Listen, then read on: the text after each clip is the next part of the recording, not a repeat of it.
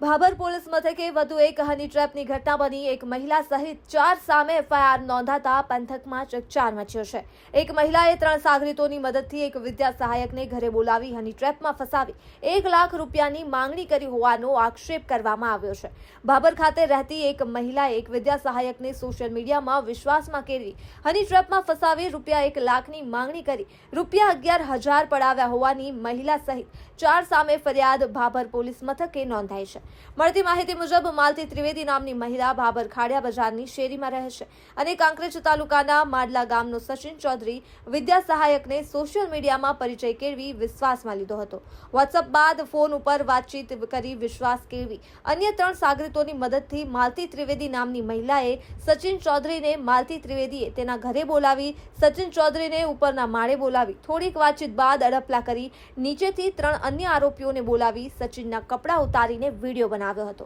બાદમાં આ ચારેય આરોપીઓએ સચિન ચૌધરીને કહેલ કે 1 લાખ રૂપિયા આપ નહીંતર સોશિયલ મીડિયામાં વિડીયો વાયરલ કરી દેવાની અને બળાત્કારના ગુનામાં ફસાવી દેવાની ધમકી આપી હતી।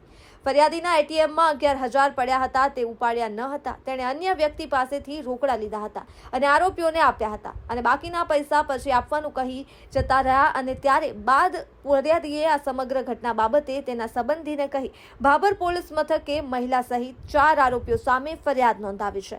ભાભર પોલીસે ફરિયાદી સચિન ભગવાનભાઈ ચૌધરીની ફરિયાદ હકીકતના આધારે મહિલા સહિત 4 સામે એફઆઈઆર નોંધી વધુ તપાસ હાથ ધરી છે।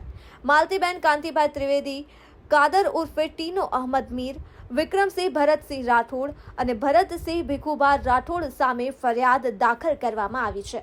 રિપોર્ટર સિદ્ધરાજ ઠાકોર, અસાણા, બનાસકાંઠા। નમસ્કાર મિત્રો, હું ફિરોઝ ઈરાની આજે તમને એક નવી વાત કરવા આવ્યો છું।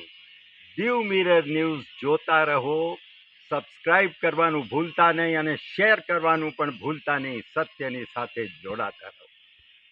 નમસ્તે મિત્રો, હું છું ચાંદની પરમાર।